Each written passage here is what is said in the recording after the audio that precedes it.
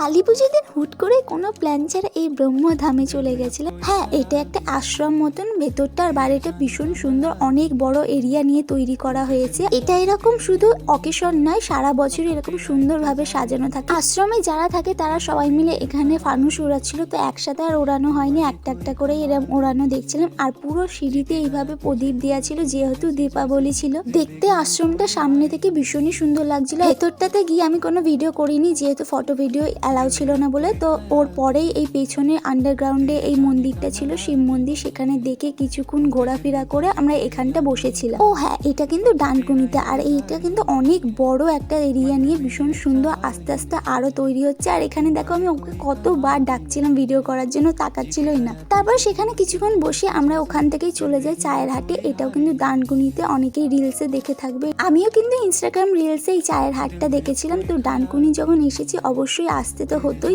ভেতরটা তো দেখতেই পাচ্ছ খুবই সুন্দর ছিল, ফটো তোলার জন্য তো পারফেক্ট একদম। আর এরকম পালঙ্ক টাইপের ছিল, এরকম বসার মতন খাটিয়া টাইপের করা ছিল, কোলবালিশও রাখা ছিল। তো আমাদের চা আর পকোড়া এখানে পাঁচ অর্ডার চলে এসেছিল। তারপরে চলে এসেছিল এখানে মিক্সড নুডলস, খাবার দাবার মোটামুটি ছিল, খুব একটা ভালো বলবো না।